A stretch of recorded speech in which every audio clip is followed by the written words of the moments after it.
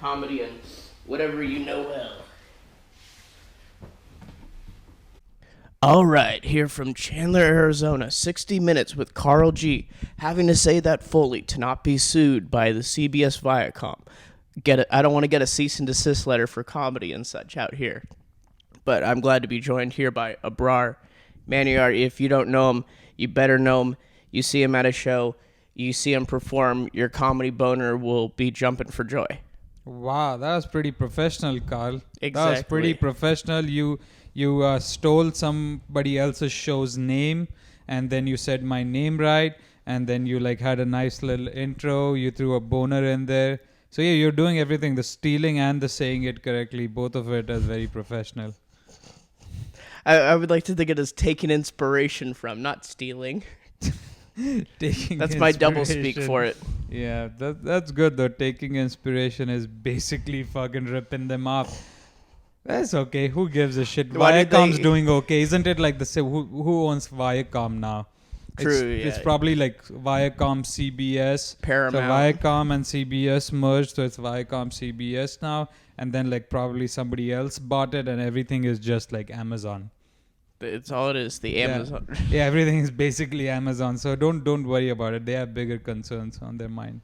Oh god, now that you talk about that Amazon, that's making me think of the different streaming stuff they have and what the hell goes on there. Jesus Christ! Now I'm going into a whirlpool thinking about that with Paramount Plus and stuff. Oh yeah, that's the thing, right? Like with like joking aside, there's all these streaming services now.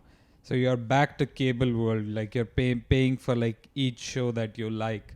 So it's kind of going back to, if you really want to like have everything available to you, you're probably looking like north of $100, $150 every month if you get all the streaming services. I know you're a sports guy, so there's that tax, right? Sports fan tax. You gotta like get all these different like channels on Sling and stuff to watch like.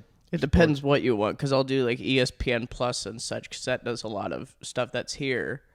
Because they also got some rights to, let's say, like NHL and stuff. But something that improved was doing like Paramount Plus, because they got both the Italian Soccer League and the Champions League. It's like, okay, now it's worth it to get this if there's two. Paramount Plus has Syria and what else do they have? You said they have the Champions League. I want to say they have like the Scottish League and the international competition. Scottish. Yes, you can see Celtic and Rangers and stuff. Who doesn't like seeing British Protestants and Irish Catholics go head to head? Wow, it's like gangs of New York all over again. Practically, yeah. Protestants and Catholics fighting. That's not a real fight anymore, bro. I think that one's settled. I think that was called the Troubles. Right. Yeah. You only fight with people with more melanin than you. Going straight at, well, let's see. No, the Irish would be less of that, so it's attacking those of the pale type. Nah. Well, because it's like an Irish tan, because when an Irish tan is where you turn red and then just white again. What are you? What a fucking very progressive thing of me to say. What the fuck are you, huh? What are you made up of, huh? Karl Goldthrop. There's a bunch of Scandinavian stuff, and then there's also a bunch of dirty Irish and British people. Dirty Irish. Even you, like in saying that, you fucking because they didn't keep any respect. They didn't keep their record straight. Okay, the ones especially from Sweden, we know exactly like everywhere documented. Oh, they left on this date from Stockholm. They arrived in New York City on this date. They took a train that brought them to Santa Barbara on this day. We don't know what the hell the Irish ones in our family did. Isn't it because it's like older, like it goes way further back? That's why? Kind of. I mean, it wasn't much more than one generation, the difference. It was just more how the Swedish ones had every little thing detailed, and you can't find anything with the Irish people exactly. Let's try to timeline this fucking thing. All right, just let me just ask you this, because I'm fascinated by like the old timey immigration that happened. You know, when the white people immigrated. So Industrial Revolution time. Yeah, almost like kind of pre-industry. Like again, my interest has peaked in this by looking at watching Gangs of New York, rewatching it. So just the Irish like people just arriving on the shores and like. Is that a dramatized version of the whole events? Is that what it is? Like they recreated, dramatize it? Yeah, you haven't watched Gangs of No. Oh, it's a great movie, man. It's a Scorsese movie. It's about, again, it's like the whole. There are Protestant gangs, like so the natives they call them, so the people who are born here. That's played by Bill the Butcher is the antagonist, played by Daniel Day-Lewis, right? And he Okay. hates like Catholics. He hates Irish Catholics who are immigrating, taking everybody's jobs. That's his kind of whole thing. And they live in this slum called Five Points. And I did like my whole research on it. It's like in Lower Manhattan now, right? Oh, So that it's area of Manhattan. basically a slum, and it has like catacombs and shit. Like nothing's like well constructed. There's no skyscrapers. But that's what's interesting about it, is it's just pre-industrial revolution. So again, yeah, they just stand by the by the docks and like yell and heckle like Irish immigrants who are just showing up. And there's like a church that's giving them soup and bread, and these guys are heckling. They like sign them up to join the military. Like they join the civil war basically as they're arriving. Oh, the Civil War that was going on in Ireland, or the one that was going on in the Here, U.S.? like The U.S. one. yeah. Oh, yeah. Okay, that makes a little sense during then, because I don't know the exact line of the potato famine, but I want to say that was before the Industrial Revolution. Yeah, definitely before. Yeah, definitely before. And I know Martin Scorsese like took a little bit of creative liberty with the timelines, because like some people say, oh, the Irish, like majority of them never did not arrived only after the Civil War had ended. But I think there was some overlap there. So like that what is fascinating is people just arrive, right? You're on a boat, you show up, you get heckled by like these quote unquote natives, right? That like, fuck you, you Irish piece of shit, you dirty Irishman, or whatever, like whatever you said. Then they give you like bread and soup, and then you sign up. They give you your uniform, they give you your musket, and then you get shipped out to go fight in the Civil War. You're already being put out there in the battlefield. Yeah. But anyway, that was a long fucking Hopefully they tangent. didn't have any hopefully the bar requirement for that wasn't too high. Oh no, they just die. It'd be anybody. It'd be anyone could go, unless you're a woman. Yeah, we don't need any of that shit. We don't need any of that on the battlefield. Why do we need them being so emotional with a gun? Yeah, I mean, if I was a woman, I'd like that setup. If I was not like being shipped to war right out of the gate. That probably was the benefit for women. Then it's like, well, at least we're not getting shipped over to shoot each other. Oh yeah, that's like you like Andrew Schultz? I do. I enjoy him. Yes. Yeah, he has this joke, like whatever throwaway joke, but it's very funny, where like women really chose the right time to start asking for equality. Like when they started putting air conditioners in offices, nobody was asking for equality when you're trying to like fucking fight a lion or whatever. That was his joke. It's like, oh, I I don't know could how totally many see with motherfuckers are that. fighting lions though. Or when you have to use like whale blubber, you have to get that in order to keep your lamps on. Oh yeah, is that a thing? Like people like use whale blubber for fuel? In some places, yeah, it was. Obviously, that was before kerosene really got invented, but Yeah, it's the people had to somehow get it to work. I don't know how the hell they did. whale blubber, Exactly. kerosene of the sea. You can see a great commercial for that. God damn it! I probably owned by Amazon too. Call Brought to you. back. Now available on Amazon.com. Yeah, whale blubber, prime shipping. Fresh Exactly. whale It's like we'll blubber. get it to. It's like no matter where you are, even if you're in nowhere northeast Iowa, we'll find a way to get it to Oh you. yeah, dude, the whole the kerosene thing is like insane though, man. Like how what so many people actually still use kerosene for.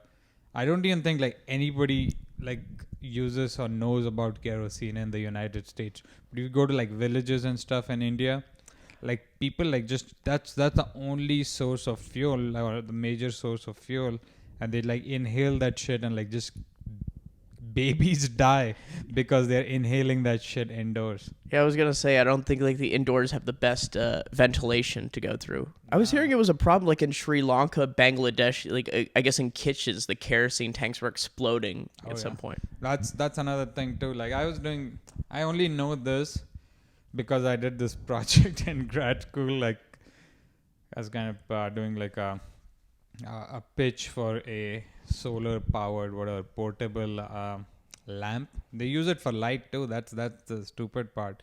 Is they're not used. They use wood for cooking, but the kerosene is for actually illuminating the room, which is the most simple thing to replace, which people don't do, and just like lot of deaths essentially. Do you for think the it's kerosene. somewhat they just feel they've kept it and it's like, oh, it still works for what it is and it's No, they cheap? don't know anything else. It's lack of resources. Ah, It's not ignorance really. so It's it's like like a sheer lack of resource. so it's like bounded, just a knowing of what's out there. Yeah, and there's like there's all these other like political kind of angles to this where like the whatever welfare, like the welfare equivalent in India, what they give you is, so if you're under a certain like income or limit or whatever, you're below the poverty line, so you get a credit at like a government sponsored shop. So they'll give you like they'll give you rice, wheat, and kerosene. Like that's the package. Okay, Right, so that's all they know, that's all they use, and they keep using it, keep dying. because of or you were saying with the kerosene, that part, obviously not the rice and Probably, I don't know what the probably fuck you they're don't know putting what's in in the that rice. rice. It's like coating it, tossing it in kerosene, I don't know. But yeah, kerosene, that's how. So it's part of their welfare or whatever package, their handout, and they use that and die. Okay, okay, so they're being given that because they're giving it at like the welfare level. It's probably not the best quality because they got to I mass don't produce think it. there's high quality kerosene, bro. It's like Trump said, like clean coal. I don't think there's like clean kerosene. It's like, is there? It's like non-dangerous. Yeah, it's like, how can we innovate in the space of kerosene? I probably haven't said the word kerosene in like 10 years. Green kerosene. Green, yeah. You can market shit like you can prefix anything with like a fancy word and people will get attracted to it. Quantum. Yeah, you do quantum, Octane. blockchain, high octane, high performance, green, freedom. Freedom is another one. Obviously Americans like Yeah. love the word freedom. Here's what I've understood over the years, like living in this country for 7-8 years. More than liking actual freedom, people like the word freedom.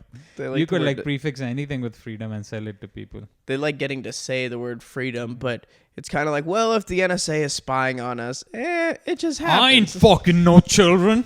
I ain't doing none of that. Why do I gotta be worried? I ain't no terrorist. Like that's what they'll say.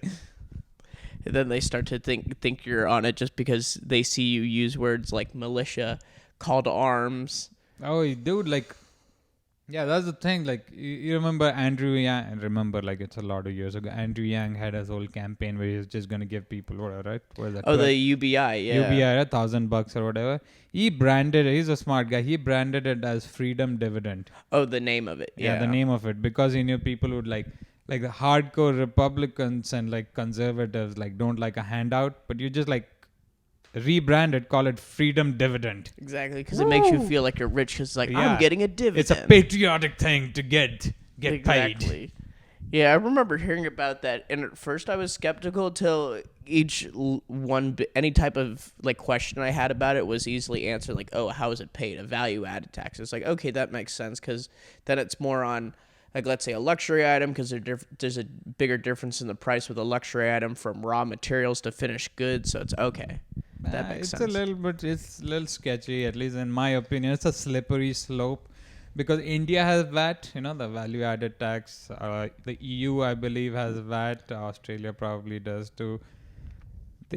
So what'll end up happening is you'll get income taxed and you'll get VAT taxed. That's what ends up happening in the end. Is it's not like, oh, don't pay tax on your income. Pay only if you spend it. No, so it's not like they're gonna compensate that tax with the VAT. They're gonna just add it on. Okay. That's how I see it. That's what I think will happen. Okay. Who's gonna say like, oh, whatever you're paying in taxes, don't pay? I don't think. Yeah, that's true. It's like they don't want to get less. They want to find ways to get more. It's the whole like cannot put the toothpaste back in the tooth for a tube. Do you think the Treasury is looking for new ways for them to spend less money? No. Yeah, and that's the thing too. Like the scale, the sheer scale of this is like unfathomable. Like I don't think the human mind can really like wrap their heads we can't wrap our heads around like what that scale means. Like what is $1 trillion? What is $2 trillion? It's $1 million, right? Like $1 trillion is $1 million.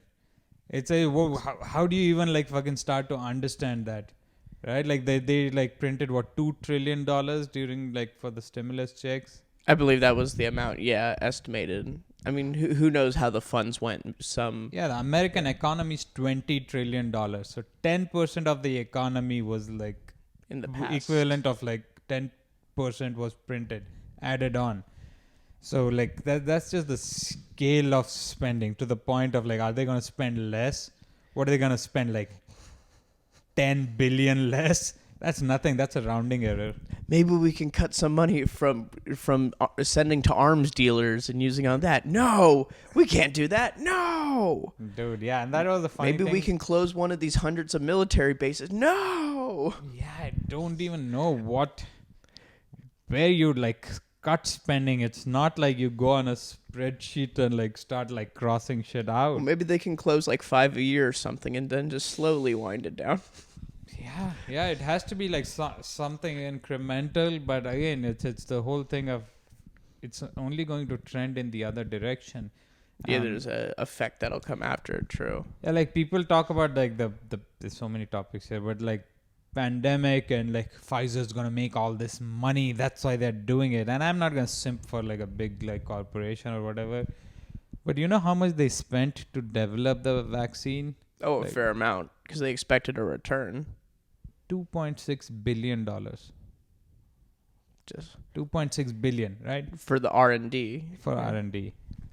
What the like that's chump change, bro. They just printed 2 trillion, which is what, like 1,000 times Yep. more than what they spent in R&D. Like, wouldn't like the easier thing to would be to just like print that shit if people want to like abuse the system? Wouldn't you just like print it? Like if the like what the big government is in cahoots with big pharma to fuck people over to make a bunch of money. We're going down into some rabbit hole with this, with the inner workings between the two, and the interconnectivities. No, it's just the scale. Like, and I'm not saying like there's no Oh, malicious the amount actors. of money spent. Yeah, It's just nothing. Like 2.6 billion is nothing.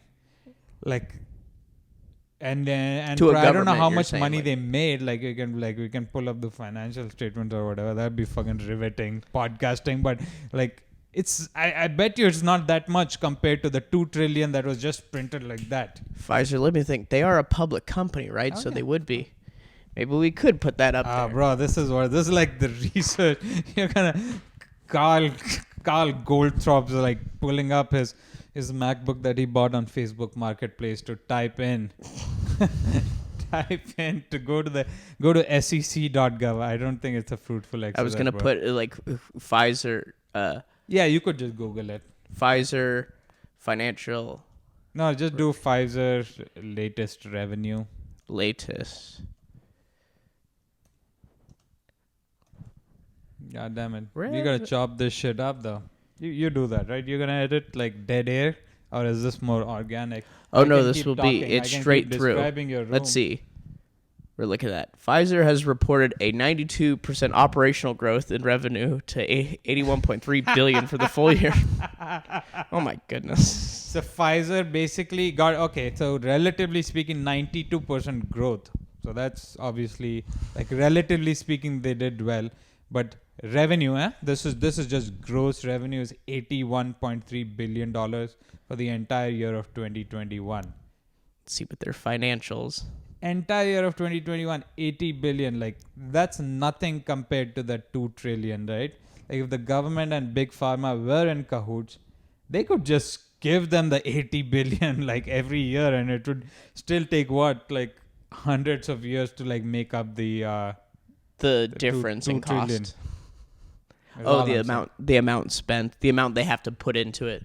Oh yeah, because No, what I'm saying, so like I'm probably confusing it. What I'm saying is, if like the United States can sprint $2 trillion, right, which is 2,000 million, right, 2,000 billion, they can just print it out of thin air, nothing too much. A couple of old guys talking on the floor of Congress. yeah, we don't have to have it backed up by any gold anymore. Yeah, none of that. So you just print it. So if the big conspiracy is that like Pfizer is paying people to like I don't know, like make profit, right? Mm-hmm. And what's their profit? It's not. This is not even profit. This is like just fucking revenue. But let's give it 80 billion. Like it's not even. It's very incremental to what they do make. Yeah. So I guess I don't know where I'm going with this, but all I'm saying is the scale is a little stupid. Everybody's like, oh, Pfizer greedy corporation. They made like $80 billion. Meanwhile, like the U.S. Treasury and the Fed, they just printed like hundreds of times like more money than that. Exactly. Well, that gives them the ability to then give it to other companies like Intel. It's, hey, we need you to expand the plant out here. Also, we need you to open up another one in Goodyear. So we'll give Who paid them? Like you the federal government. It was, I want to say, was it not Department of Energy, maybe Commerce. It was or defense? No, probably not defense. If they have an agreement with, let's say, like the Pentagon or something, maybe. Otherwise, I think it's Commerce or something like that. Yeah, I'm happy about that though, because I bought a home recently in the Chandler area, close to Intel HQ. A nice family-friendly community out here. Oh, dude, it's good. It's good. Like I've got a couple of drug addicts in my neighborhood. I'm one of them. No, I'm just kidding. But yeah, it's good that like Intel's growing, at least for me personally. It'll help you down the line. Well, it's now because there's not many other companies that do what they do in terms of what was it, the microchips or the like the microprocessors, the semiconductors. That's what it is. No, yeah, you're thinking of semiconductors. I was trying to think of that. Yeah, because I know there was also that Taiwanese company that was expanding out here, and I'll put this down, but it was Oh yeah, what is that? NXP? Or no, that's different. Or no, NXP it was is like American. It was like Taiwanese semiconductor. I think Yeah, like Taiwan how Electronics or something. Because I know obviously it's like mostly like Chinese companies, and then obviously it was like, oh, some time ago the U.S. had like, I don't know, like a dozen or more, and now it's like, yeah, we may have like a few or really only one with Intel. Like semiconductor companies, actual producers. Yeah, like these other guys. We have a couple of these. They do a lot of hiring. I mean, I was trying to get a job there when I first graduated. So there's the Intel, there's On Semiconductor, Microchip. Lot of semiconductor companies here in the Southwest, at least. Yeah, and you think maybe it's because this is like an expanding place, so population is coming in here. They just need like large square footage to. Oh, space for the factory, yes. Yeah, you just need a lot of space for the fab. Exactly, and then people slowly move in. It's a gay-friendly industry. They call their manufacturing plant fab. The fab plant. It's gonna be like that scene in The Simpsons where like the lights turn off, the music starts playing, disco balls start coming down, and then the men are like dancing. And then, do. What factory does Homer work at? I've only seen watched The Simpsons. Oh, it's a nuclear power plant. It is. But I think they were somewhere. It wasn't at that, but they were visiting some steel mill, and that's what they saw there. Obviously, a parody of everything. Yeah. I know. Akash Singh had his little.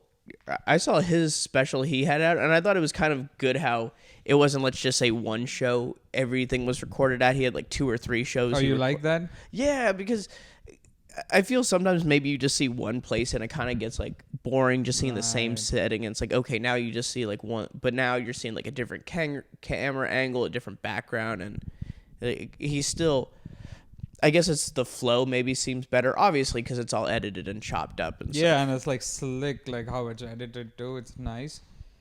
Yeah, he got a shout out from the New York Times. I don't know, like if it means much anymore in like 2022. New York Times is not the gold standard it used to be, but it's still fucking New York Times, like giving him a shout out about his whole like theory about Apu, which is not an. Let's be honest, I love Akash Singh, okay, but that's not like a novel, like. He's not. He's not actually, or even I think he said he's not actually trying to bring him back. He's just more using it as for a title and making a point in his video. No, not even. Which is fine. I mean, he could ask for them to bring him back too, but like the whole idea of Apu is actually a good, quote unquote, good character that has good character development. He's the American dream. I mean, these are pretty generic points. It's He's not probably new. also one of the more genuinely better people on the show. Not like Yeah. most Sislak, the Polish ugly bartenders. Like, hello, Mo. Oh, who's calling? Yeah, you got the corrupt politician, then you got the mafia guy. It's all the same. Like it's Oh, and basically the all tropes, right? and the principal and superintendent being very incompetent and angry, both Oh, in yeah. their own ways. So yeah, I guess the point being that like I think he's great. I love like Akash Singh and stuff, but yeah, that I mean, it's not that genius of like an idea that okay, Appu's like if everybody's saying Appu's bad, so he just went the other way. Said, if you think about it, Appu's actually good. Yeah, because I think he put it into perspective, like what the show was going on, like not just looking at the character in a vacuum itself. Right. He compared it. But still, man, like, when was this whole Appu controversy? When did this pop off? Like 2017, maybe? I think I remember that was Harry Konabula, or I don't know how to pronounce Kondabulu. Kontabula, however it's Hari pronounced. Kondabulu. If I don't it's know, a weird name. No, if it's not even a common name in India. oh, it's not okay. It's like a weird ass fucking name. Probably they changed it when they moved here to make it easier. I don't know. It's because like it's like if I know where the I guess the pronunciation, like the syllables are, it's easier to pronounce. Because I remember having to pronounce Parthasarathi back in high school and such, and it's like, okay, that could be done somehow. There's a guy in your class. Or no, it was this one woman who was doing like some of the production stuff, so I was just saying her name. Yeah. Gotcha. Because obviously, like you just see it at first, it's like, what the heck is this? But then you hear it pronounced, it's like, okay, that's not too bad. Yeah, it's most Indian names like you say it like they're written down. I heard the reason they're longer is because it's like where you specifically come from, your last name. Yeah, South Indian names probably longer. Now you're speaking South India. That's like Chennai, right? Yeah. How about the Formula One driver from Chennai, Mahavir Raghunathan? Yeah, that's good. Have you said that? Is he what team is he driving for? Well, he's more of having like a cult personality in a way, if that's a way to put it. What? He doesn't actually. Well, he did a test drive for the Alfa Romeo team last year, but put it this way, he has somehow always continued to progress throughout the series to higher like competition. Yet he's never really even like won a race, really led for much time. I think the only thing he did is like briefly have like a fastest lap before, but he keeps But did moving he? up. So he drove though. He drove like. He drove. Oh, you say he test drove, not like He test drove for the Formula One team. No. Right. Yeah, and it was just how he's continued to move up, and he became just more of a cult hero in that way. Just like, oh, yeah, he's because the GOAT. like he's like the one of the probably the third Indian in the history of the sport to drive, maybe even second. Yeah, really, because I'm trying to think of like the two. Let's see, there was Karthikeyan. Yeah, Karthikeyan is the first one.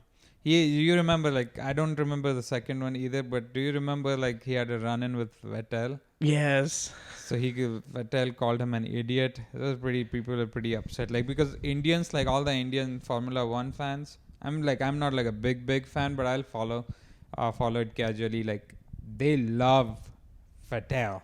Indians love Germans. Like, I don't know what it is. There's like a weird whatever thing. They like the engineering side. Yeah, they like the precision. So Sebastian Vettel, like, everybody loved him in India, and like Red Bull was popping off in India. Like he was driving for Red Bull. He was basically fucking winning everything by a huge margin.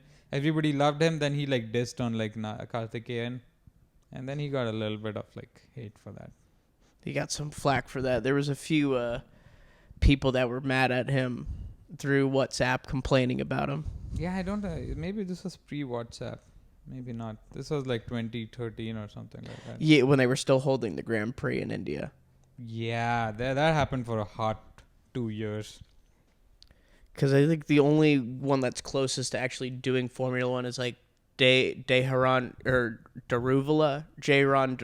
Or I gotta find out. Oh, Jehan Daruvala. Yes, him. He's probably actually has the best potential out of others. Yeah, I think I heard him on like a podcast. Raghunathan is just a cult hero, and he's just an internet meme in that. So Jehan Daruvala. So that guy, he's a Parsi gentleman. Exactly. Well, there was also a funny moment with him during a race where he just pretty much cut like the racing line you're supposed to follow. He just like cut through. Wow. So he's an actual like guy from Bombay. So did he? Or So Chennai. He's from Chennai. He's Daruwala? Or no, not Yeah. Not Not a Karthikeyan. Karthikeyan. Narayanan. What the fuck With is that? Mahavir Raghunathan. He's from Chennai. Raghunathan, yeah. Yeah, it's a. So Raghunathan is from Chennai, Daruwala from Mumbai. This is going to be fucking Yes. very entertaining for the 7 people. I don't know what kind of listenership you people- have. I don't think they give a fuck about where the two not yet F1 drivers from India are from. We expect to know the difference between the South and the West. Damn it. Yeah, I mean, like I'm having fun. So like, but just so what is Daruwala doing right now? Is he He's driving with for the somebody? Red Bull kind of in their team that they have in the second level. Because Red Bull, they're somewhat slow to promote, but he's still been there for a while. And there's a rule when you win like the Formula 2 series, you can no longer race in that series, but he hasn't won that yet, so he can still like gain experience. So you win it once and then that's it done. Yeah, They should have fucking followed that rule at the bingo competition they had at my workplace. It's the same fucking people winning over and over again. And it's the same bingo card. They have like one of those. Like, it's not a piece of paper. It's like a thing. All right. They take the strategy with it. They like try to look, okay, what's the probability of this bingo hitting today? No, but because they don't randomize it that well too, it's not like a true randomizer. When they pick, it's just a guy picking it, right? You're a gambling guy, right? Yes. Randomization is like of utmost importance, because otherwise, like, there's like so many biases. If a human is picking it, like you depending on who it is, you tend to go in on one side of the pot, or you tend to go only so deep, or you tend like We there's just so many tend to have biases. patterns. We Yeah, tend to get into exactly. patterns, With yeah. just behaviors, like, whatever. Whereas with the anything. modern slot machine, you have that number generator. Yeah. So it's like unless you press the button at the same time as someone else, you would not get the same results as them. Yeah, It's like you have to press it at the exact same moment. Gotcha. And like, bro, like pull up again, talking about Excel Right. spreadsheets. Pull up, not you pulling it up, but I was saying like the people who are like trying to find the number. You could like get a true random number from Excel. Oh, you just like putting it in, yeah. Yeah, no, Oh, you yeah, could, there like- is a You could do a function. formula, yeah. Yeah, like a random. You could put constraints in it. A random generator, a construct, I'm trying to think one of those other. I've been more using pivot tables recently instead of those Yeah. formulas. Nice. Yeah, but yeah, randomization is definitely. I don't know why I made the point about randomization. Because But it was about with the casinos, and because we were bringing up the bingo stuff, it's like it's not random how they're doing it because it's a person. oh no, doing it, you so said the F2, like if you win it, you have to go away, and that's why. But they need but to you, make that. But for you are a big- gambler though. Karl, Yeah, like- well, like the sports betting, but I've learned if I did it every day, I would lose. So I have to be patient. Wait for there's a line where there's some value where it's like, okay, they're underestimating this side or such. Look, man, I don't want to be an asshole or anything. All right, let me just like do that anticipatory like statement. But the house always wins. You do lose. Like in the long run, even if you bet one day, like every day, or you space it out, whatever you do, this is a statistical like fact. There's I don't know. outliers that end up doing it. So wanna there's get this concept called gambler's ruin. I mean, they call it gambler's ruin for a reason, right? So I forget like the details. Like I could actually derive like and like start from scratch and show you how it was, but I forget like how it exactly goes.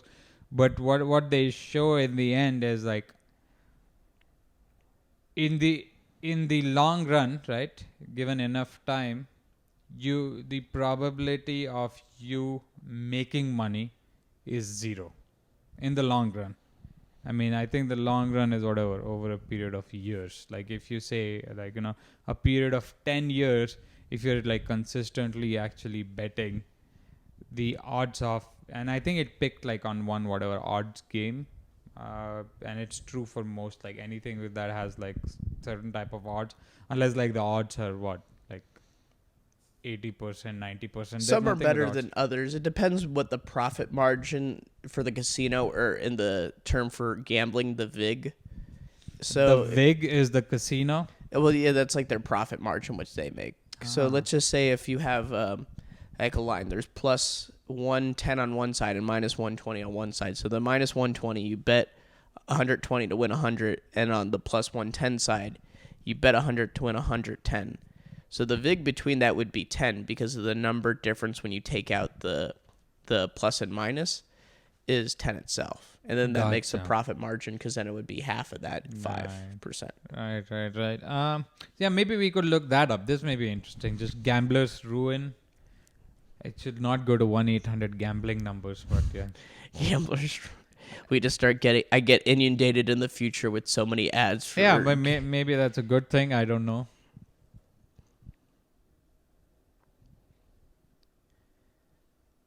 Should we go to this Columbia one or just the Wikipedia? Yeah, there you go. We could do like Wikipedia. We could do that. That's fine.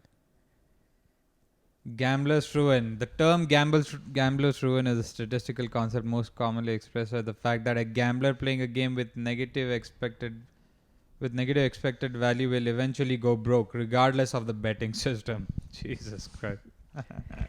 Hey, Billy Walters is able to make money with his sports betting. He's said has had losing days, losing weeks. Gambler's Ruin should not be confused with gambler's fallacy, a different concept, an equally fucked up concept. Oh yeah, I learned about that when I was doing my capstone class in economics, because that's where you start to think different. You start to think, oh, last round it hit an 8, so no way can the roulette table possibly hit an 8, but they're disconnected. They're not connected in any way. They're their own set, their own, what does it say, like a trial, you could say. Yeah, that's like some fucking deep cut shit. Like you're going to like expected values, random walk modeling, whatever that is. This is like years ago. So only thing that I remembered from it is like, given enough time, right? It's there's zero probability that you're gonna have a net positive return. But with this, any gambling system, with anything. But it's saying here the concept has specific relevance. However, it also leads to mathematical theorems with wide application and many related results in probability and statistics.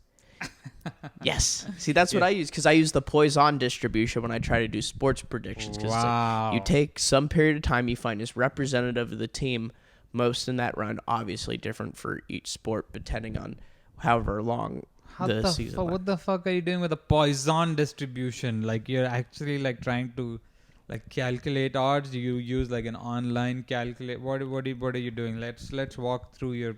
Take an example and walk us through. Well, I was more doing it before the pandemic and everything kind of like came to an end, and then also like my job, it then became more of an all-day job. Instead of one I did in the evening, but so I put it in a Google spreadsheet, the data I had, which I tried to take about 5 to 6 explanatory variables that were highly correlated with winning. And you take them, let's say, maybe within the past, like 10, 15% of whatever the representative season is. And that is how you base the, let's say, probability against a team. Now, obviously, you could do something, like those numbers against how relative to who they face, like opponent base. What was their strength of schedule? There's some things I realized to look for. Like, let's say with the NFL, if you find out the weather is going to be horrible, like it's going to be windy, rainy, snowy, bet the under. Yeah, but everybody has. That's the thing. Like, then wouldn't the odds change? It probably would. Well, that's why they have like super baked into the. I don't even know the terms, but it's baked into the ratio that you get, right? Like, what do you call it? Well, it's like reacting to the weather report, because. No, it's like so if the weather report goes a certain way, then like I don't know, like again the problem here is I don't know the actual terms, but say two teams are playing, right? I'll take so two teams are playing. We know like after a certain point, so in the third quarter, like one team is like leading 30-10 or whatever, right? So you can still bet on the team that is like leading 30-10. Yeah, but you'll just get like the whatever, like 10 cents to the dollar or something like that. Yeah, it'll be like highly probable odds, so not much of a payout. Right. So that's what I was saying. Doesn't that get baked into like what you get? Paid? It does, yeah. Well, that's why because I think maybe something you're relating to while the casinos win, they have experts they hire to make sure they win money. Yeah. And they have those supercomputers now that calculate all that. See, I did mine like a self-calculation, putting it into a spreadsheet and then bring it into an R regression software to then calculate it. Unlike their supercomputers probably do it automatically and they can just set it up. And there's like, it doesn't have to be statistical anymore. You could do like machine learning and AI sort of like algorithms that will like just brute force learn it from like the entire history, right? Because with statistical modeling, you're still like, there's still some underlying mathematical like foundation that you have to start and define with. But with machine learning, it'll just like brute force learn from like it'll learn from all the patterns that have happened in the past. But like to your point of the casinos like hiring, so my degree was in industrial statistics, quote unquote. It's not core statistics, but it's like more applied statistics. So they hire a lot. So I'm an industrial engineer, so they hire a lot of industrial engineers. All the casinos, MGM and like whatever, there's the 3 or 4 the big guys. The MGM, FanDuel, DraftKings, Caesars. Yeah, so I mean, obviously this was like in 2016, so there was no FanDuel and DraftKings back in 2016, at least from what I remember. They were doing a lot of like daily fantasy stuff. They hadn't expanded into like so actual. Like it was specifically like 2 or 3 of these main like Las Vegas resorts. I think Caesars and MGM, or maybe they're the same. That hire industrial engineers specifically for this, like to, I don't know specifically for what actually, now that I say it, but to like basically design the games and like all of that thing. Yeah. So you need somebody to like work out the probability. Yeah, that's the thing. They pay well to get someone that knows statistics very well. Oh yeah. Yeah. Oh yeah. Yeah, that's why, exactly. And plus, here's the thing also with casinos. If someone's winning too much money, you kick them out. Yeah, they have those checks and balances too, because they don't even on the off chance they don't want like anybody My walking goal away is with to too get much. To be the off chance guy. Yes, Bro, I want to you're be gonna that like one that get kicked throw out. away all your money trying to be the off chance. That's what's gonna happen. I'm gonna go bankrupt trying to get kicked out of the casino for winning too much money. Yeah, I've only gambled very little in my life, but like there's nothing more depressing than just fucking losing someone that money. consistently. Oh, when I hear like people make dumb bets or stuff, is I decided to put $20 on like this 15-leg parlay. Hopefully, I make a couple thousand today. And it's like, yeah, or yeah, you just like put like $20 on like on black on fucking whatever that is. The roulette wheel. Roulette. Yeah. It's 50-50. I mean, where it just goes the other way, you're done. Like you're wiped out, walk away. Yeah, that's another thing I always try to do. If I start my day like with a loss, then I'm just done for the day. It's like, I'm a loser. It's going to go wrong. I need to stop for today. Yeah, that's at least good. If you have some self-control. It's because I remember like, this was years ago, I went to a casino in Goa. You know Indian geography, so I can speak to you about it. You know Goa, right? Goa is like it's a state in India. I know Gujarat, but I don't know. Yeah, it's south of Gujarat. Oh, just south of it. Okay. Yeah, it's the beach one. It's the one with all the beaches and stuff. So there's it's a tourist hub. So kind of on the west side. Okay. Yeah, on the west coast of India. I mean, it's almost like, what would be a good equivalent for Goa? Kind of Florida, maybe like the Keys. I don't know, like whatever. It's like a beach. Are we talking like South Florida or North Florida? Not north.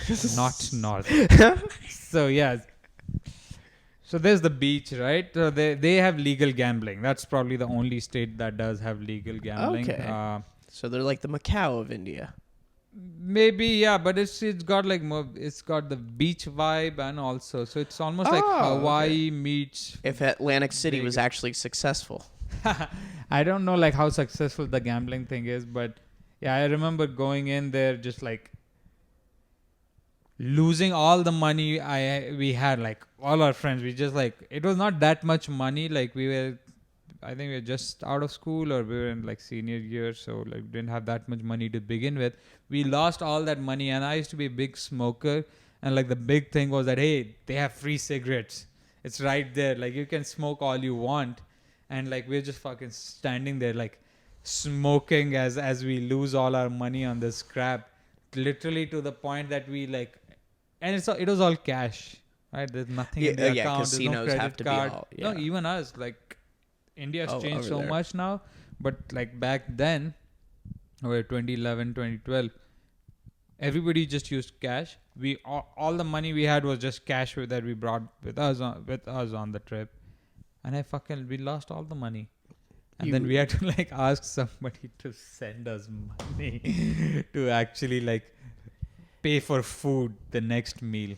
They didn't give you coupons for the buffet. No, there was. Oh, there was. That's also the fucking fun. This was really good food too. Like that's coastal, right? So they had all these they had this great fish curry and rice and things like that. That's like coastal food. My mouth's salivating as I talk about it. It was great food. We smoked the cigarettes. We had that, we ate that food. But that meal and those cigarettes were fucking expensive if you account for the money that we lost.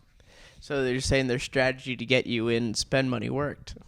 Yeah, it did. Yes, but I'm wiser for the future now. That's why I go to Vegas. I like absolutely try not to gamble, or I'll just like throw like a couple of bucks around. Or I know I already have my set amount of money when I start in, so it's like, okay, it's like once I like enter the city, I have no reason to go like get more cash and such. Yeah, that's a good move. I mean, if you have like a stupidly high limit already to begin with, Yeah, that's a problem. I mean, with betting, because I've obviously done mostly sports bets. I want to say the most I've ever won is like putting down 600 and winning 1100, and then the most I've ever lost is like 500 on a bet. Yeah, that's not too bad. I mean, like you're still like. I know it was just like funny moments like with it, because that one where I won the 600 to win the 1100, I could have won more, but it had been through like a whole UFC fight card parlay, and one guy actually he got a draw. He should have honestly lost looking back at it, so I'm kind of glad he got a draw. Oh man. So that was just a push instead of counting against me. Yeah, but then the other one was worse when the two with the more paying out odds won, and then the one who seemed more secure, he ends up losing. And then in the press conference, he's like, oh, I thought I was winning going into the third round, so I took it easy. And I Yeah. wanted to choke him. God damn it. And that's the thing, like you're like putting all basically your money into just another person's like hands. It is risky, like high risk. I mean, I don't want to say exactly like stock market similar, but Yeah, it's classic information asymmetry, right? Like you don't have all the factors. Some other actors probably have Bounded more of rationality. they have more information than you do. So that asymmetry, like it's then it becomes like a random choice after a certain point. Maybe like something like a game, like an actual like casino, whatever. What are we talking about? The roulette or something like the that. roulette wheel, the slot machines. Yeah, you could like those like have specific odds. You could work them out. Like there isn't like asymmetry like that. But I don't think anybody, all these fucking drunks walking around like Vegas, like in the casino at Circus, nobody's running the odds. Huh? No, not what. No. Oh, none of. Oh, those ones are not thinking through. In fact, the worst is when they start chasing a profit. It's like, oh, I just gotta win away with some money today, so they're betting randomly. It's like, no, that is betting irrationally. That is how you go broke. Damn it. Yeah. So you're more sports gambling, huh? Exactly. Well, now I don't have to like go to. I did a few times at like the end of college, going with friends to Vegas, and I remember like going. I want to say it was around like 4 or 5 in the Luxor, and seeing someone just passed out at the slot machines. It was like, Yeah, just smells of cigarettes and disappointment. exactly. Well, they had their drink In still the like casino, on the casino floor. exactly the depressing sight. And there's a reason they don't keep the windows in there. They don't want you to know what the damn time is. Oh, dude, they don't want you to get out of that fucking place. You know, like the funny thing is, like when I first moved here to the US, the first time I visited Vegas, my mind was blown. I was like, holy fucking shit, this is real. This is luxury. This is insane how great this place is. Look at this. They have they have Julius Caesar inside this building, like a life-size statue of Julius Caesar. So great. Like everything is so pristine. And then I keep going back, like, so I went so many times. The most recent time I visited was like, this is a filthy fucking piece of shit place. Like, what am I even doing here? This is the filthiest place on the planet. I don't know if Vegas changed or my like baseline of what's clean and what's filthy changed, like having moved here. But I don't know why I went through that transition, but You probably recognize more of the signs of it now. maybe, but like again, that's a relative thing of like I lived in India like all this while, and I've like I was on my own also, like I was not living in my parents' house for this. I want to say what 7 years, like ever since I was 18. So my parents are pretty well to do, so our house is actually like pretty decent. But I was living in all kinds of fucking sketchy places, so it was pretty like dirty, right? Like, and I moved here, and even here, like I was living in a pretty bad apartment. Then I go to Vegas, and I'm like taking a shit in a stall in the Venetian. Seems pretty good. This is pretty nice, but now I don't know why. It just seems dirty. Maybe it's just Vegas has dirty. It's maybe both. I don't know. It's kind of as population has grown there and such, both the desirables and undesirables have expanded in their form. Yeah, like Vegas is so like fascinating in that sense. It's like a purpose-built city for just for sins. Essentially, they call it they could do call it Sin City, right? Yeah, That's the yeah, old name. exactly. Nobody calls it that probably. It's just like a city of indulgence. That's what I was thinking of. Oh yeah, definitely. I mean that It's just partially purpose built, like designed for indulgence. it's just like straight like consumption, consume. We want you to consume more. Yeah. Well, that's Yeah. why obviously because it was run by a lot of like mob, like organized crime first, but then obviously once Rico took over and that they started taking down the bosses as well, then these bigger corporations started actually setting it up. Yeah, no, it's the mafia with a 401k plan. That's what it is now. Exactly. The legalized mafia. Yeah, and you have The again, government. One more thing I see different like about Vegas. There's not as many like you would see like a good I want to say like one pair of tits per 100 feet. That was kind of the ratio that I had seen like the last time I was there. None of that anymore. What happened? Like where all the whores at? Like what happened? We have to to be Vegas? more. Where are the people handing out, like the people who don't speak English? These like that's the 50-year-old Mexican women handing out these cards with women. Yeah, that's the saddest thing, bro. That's so The sad. people handing out those cards. Yeah, that is so sad. That is It's like almost- trading cards. Yeah, and they're there though. They're still there. Oh, they're still there. The fucking actual like The women who are the dance woman priests. that's the content marketing, like the woman, like throw one actual woman in there. It's not very like enticing when you have like a 4'5" like a pot bellied burrito bellied in a Mexican woman She handing just you that. handing you these I assume they're escort. Yeah, escort cards. Yeah, it's so sad. Even if you like go to like Old Town Scottsdale, I don't know how like a party area kind of finds itself a 4'5" tall pot-bellied Mexican woman handing you like either a card, trying to sell you a flower. I don't know how they find themselves as like in Old Town Scottsdale maybe like 3-4 months ago, right? Hey, she wanted to do whatever job that got her out of Jalisco. Can you blame her? Not one bit. What's Jalisco? Oh, one of the states in Mexico. Oh, it is. You went deep cut with that. I went Goa. You went Jalisco. How south? Where's Jalisco? I want to say it's kind of like west in the central part, so like on the Pacific side. Central. I'd have to look at a map again. Yeah.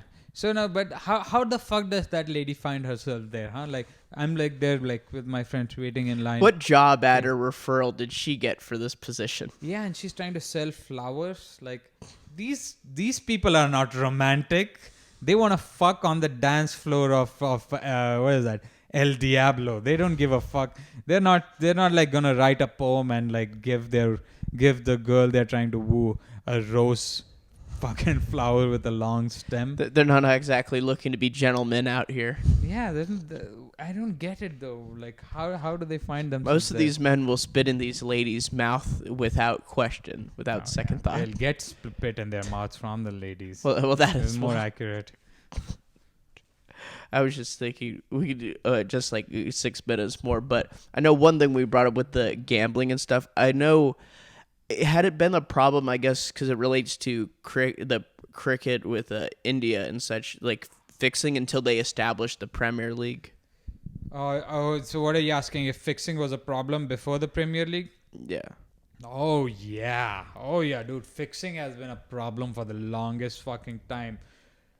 People have died. It's insane. Like, so how many like actual prominent coaches and like cricketers? Couple of people have gotten like whacked. It's the same thing you're talking about, like the mafia having Vegas and gambling. The Indian mafia, they call it the underworld. I don't know what They're organized crime. Yeah, so the organized crime owns all the betting. I think they still do. It's trying to it's changing a little bit, but yeah, it was big in the 90s. Like I mean maybe it's because I remember back to the 90s, but like yeah, it was big in the 90s. There was this guy, this Russian, not Russian. Why did I say Russian? It's all Russia in the news. Fucking annoying shit. Their war is an annoyance to me. That's what it is. Like I don't want to hear about it when I play NPR. That's all they play. Like I used to like NPR because they just like a few variety of topics. They talk about different things. But now it's just the same shit. I heard one recently when I was driving. They were talking about sumo and such, and it was like some Hawaiian Samoan guy coming in, and he was like the first non-Japanese person to reach like one of the highest 3 honors. Interesting. In sumo. See, that's interesting. I'd like to hear about that. I don't want to fucking just hear about the same shit. Ukraine and Russia, just because like Do we want to go white back people to are killing somebody who's not brown. Like now it's a big deal. Poland and Hungary and everybody who didn't have any place for the Syrian refugees are now like arms open. Like, oh, these are actually like civilized people. But I was thinking of the Afghan ones as well when Yeah. that happened. Yeah. I learned here apparently about 3,000 have already gotten resettled here, and by the end of the year they're gonna have like 4,000. Afghans or Yeah, Ukrainian? Afghan refugees. Yeah, Afghan refugees. Yeah, man. Like with the big exodus that happened recently. because it was like my hometown, which has the highest Afghan population outside of Afghanistan. It's Really? even an area called Little Kabul, Where is this? Fremont, California. Oh, And I remember interesting. going by one of the restaurants, and they had a bunch of anti-Taliban like pamphlets out in front. Oh yeah. That's not suspicious at all. That's not at all. We hate the Taliban. Look, it says here on this piece of paper right here. Nothing to see here. Exactly. Don't suspect us in Yeah. anything. We're not helping fund people in the Kandahar region. Come on. It's like all these German guys who had anti-Nazi like pamphlets in Sao Paulo, Brazil, right? Like, back in the 1950s. They're not Nazis. They're not. Why are you Brazilian but named Bruno? What is this here? But dude, like to your initial question and this whole like the Russia Ukraine, we could fucking talk about that for an hour. But yeah, the match fixing was a big thing. So there was a South African captain, right? Oh, I remember Hansi Hansi Cronje. Hansi Cronje. So he died in a plane crash, but I suspect there was There could be foul play behind foul it. play. Yeah, he was in bed with like some Indian bookies and they like threw a couple games because South Africa used to be a strong team. They're still good now, but in the late 90s, bro, they were like you couldn't fuck with South Africa. That's how it was because they had they passed all the anti-apartheid laws in the early 90s. So then they got back into the game. So 91 they were allowed back in to play. The sports boycott was off, yeah. Yeah, it was off. So then like they built like a great team in the next 7 years. 99, 2000 they were probably the best team in the world. And Hansi Cronje was like, there's like a thing on Netflix too. I don't know if you've watched it. Was it the one like the dirty sports or like whatever is it? Yeah. I remember that because the first episode was about the point shaving Arizona State basketball scandal in the 90s. Right. So that kind of goes over that. They do a little bit of like they do the race angle with it, which there was none of the race angle. Like it was not like because he's like partially. I think he's Hansi is I think Dutch. He's not black, but there was like one black player in the team. So they do a race angle, but outside of that, he fucking like he saw the bag and Because he was they like, brought up, I guess, how it's like after Nelson Mandela, he was probably the most popular South African at the time. probably, Yeah. yeah, definitely. He's Was he as popular as Virat Kohli, though? yeah, probably in South Africa, relatively speaking. South Africa. Yeah, I mean I think the Virat's popularity. That's the Indian cricketer, ex-captain. Yeah, Stepped now, down. was it Rohit Sharma now is the captain? Yeah. So there was Thick that. boy. There was the Indian captain too around the 2000s who got caught like match fixing, and then his career ended. Because I guess I was learning through the Freakonomics podcast about how it was like some problem in India with the fixing, and it obviously there's still some problem, but it became less of a problem once they actually established a league. Oh, is it probably because the players get paid more decently? That's probably better for them. Yeah. Yeah. So in that sense, if you get paid enough, then you're not like as tempted to like fucking throw the game. But then that means who is getting bribed in that case? The refs, because they work for the leagues. Maybe. So in obviously in cricket, the ref per se doesn't matter really that much. The referee is more like a nominal position. More so the umpire who's on the field could throw it. But is it like with the NFL where they give a bunch of subjective calls, so then the refs could really like be flimsy and inconsistent? Yeah, there's like I think like now with technology, the subjectivity is like come down a lot. Oh, the VAR, the video review system's amazing. Oh, it's really good. And with cricket, like the subjective was the LBW, the leg before wicket. So again, I don't think we have enough time to actually explain what that is. So there was a lot of subjectivity with that, to say that like it's an opinion based thing. Like it could be out, it could be not out, which it still is. Like in the moment, like the umpire's supposed to make the decision in the moment, probably had like 5 seconds if that to make the call, but there's a review system obviously. So you have 30 so the either team has 30 seconds to challenge the decision, and it's a pretty neat system. So they go like look at the ball tracking and stuff like that. You also hear the person reviewing it, so like their explanation. Like they'll say, "Oh, it's like wicket in line. It's like reverse your call." Yeah, the third umpire. Yeah, it's good. Even with that, like sometimes you get to a point where it's inconclusive, and like the rule books are weird. Where like if it's inconclusive, you default back to the on-field umpire, and sometimes the on-field umpires like now have become so like fucking weird about it. Like they'll just give it out. They're being more like aggressive with it. They'll just make an aggressive call because they know there's a review in place. So there's some of that, but I think for the most part, man, those decision ambiguities have been solved in cricket as far as I'm concerned. Well, it was good to know about with that cricket. We could wrap it up here. Thank you so much for joining here. We are about to head to Monkey Pants tonight. I don't know if you want to put out your information out there or future. This will come out on April 1st, so anything in April. But if you don't know anything in April, you could just put out socials. I also put a link to his Spotify with Abrar Talks to People. He had the latest episode, Bubba McCombs. You get to hear about an interesting lady with a bag over her foot. All right, yeah, that's a good visual. But yeah, thanks for having me on, man. This was great. So obviously my Instagram's Abrar Talks to People. Perform all over the valley. If you follow me on Instagram, you'll hear all about my shows. And yeah, man, fucking this was fun. Exactly. It's good for all you. Make sure you don't have someone like Jimmy Savile get into your house at night.